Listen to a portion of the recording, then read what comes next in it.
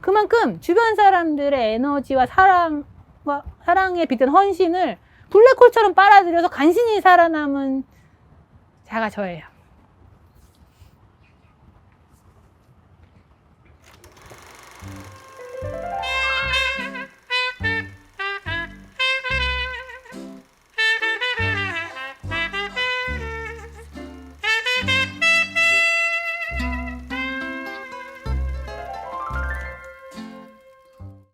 걸리고 나서 가장 힘들었던 게 뭐였을지 막. 암투병 하면서 가장 힘든 거는 사람마다 다르겠지만 일단 육체적으로 너무 힘들어요. 항암 할 때가 제일 힘든데 항암제를 맞으면 그 다음날은 집에 이제 간단 말이에요. 1박 2일 동안 이제 한 4-5개 주사를 이제 때려 넣어요. 16알의 약을 먹어요. 그리고 이제 퇴원을 해요, 다음날. 그럼 괜찮아요. 근데 그로부터 한 3주간 물 한 모금을 못 마셔요. 물을 먹으면 벽돌이 내려가는 것 같아. 너무 목이 말라. 근데 물을 못 먹어요. 왜냐면 이 안에 식도랑 이런 장기들이 다 손상을 입으니까 물을 못 먹어요. 그리고 일어날 힘이 없어요. 손이 저려, 관절염, 무슨 각종 염증이 와. 방광염, 화장실에 막 들락날락 해야 되는데 관절염이 와서 딛고 일어날 수가 없어. 근데 빨리 화장실을 가고 싶어. 방광염이 걸려서. 근데 목은 너무 말라. 근데 밥 먹을 힘도 없어. 그래가지고 침대에만 누워있는 거예요. 계속. 빨리 이게 끝났으면 좋겠다. 끝났으면 좋겠다. 근데 1차, 2차 항암할 땐 괜찮았거든요. 3차, 4차 항암하면서 머리 다 빠지고 장기 이제 다 상하고 또 이게 항암이구나. 이 약이 암을 죽이는 게 아니라 나를 죽이는구나가 진짜 여기까지. 나 이제 한 번만 더 오면 내가 죽어. 더 이상은 못하겠어. 이런 순간에 딱 항암이 저는 6차에서 끝났거든요.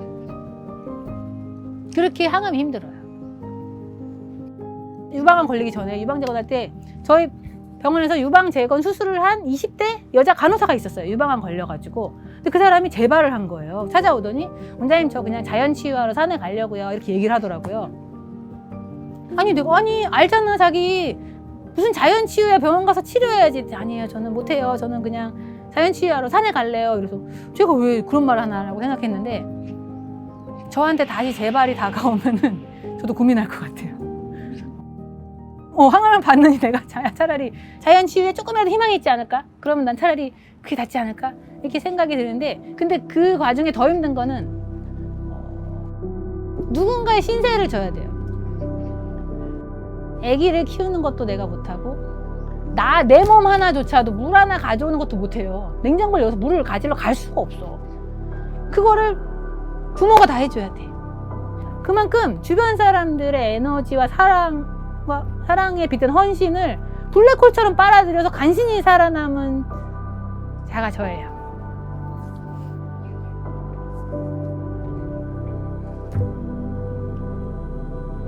혼자서는 못 이기더라고요. 가족들이 도와주고 친구들이 와서 목을 끌고 산책을 나가주고 산에 가줘야 간신히 운동하고 간신히 물을 먹어요. 그래서 살아난 삶이기 때문에 어딘가 갚아야죠. 그분들께 다시 돌려드리지는 못해도 다른 사람들에게 돌려줘야 되는 의무가 있어요. 제가 받은 은혜를 돌려주는 거는 어쨌든 가치 있는 재능이 있거든요. 저는 수술을 잘하고 수술하는 걸 좋아하고 만드는 걸 좋아하기 때문에 제가 가진 이 작은 달란트로 도움을 주는 게 이제 제가 다시 복귀하게 된 하늘의 뜻이겠죠. 네, 저는 그렇게 생각해요. 그래서 다른 거창한 걸 하는 게 아니라 내가 원래 해오던 유방 재건 수술을 할 때 정말 진심으로 잘해주고 싶거든요. 내가 할 줄 아는 거는 이런 수술밖에 없고 내가 가진 기술로 그 사람들을 다시 세상에 내보내주고 싶어요.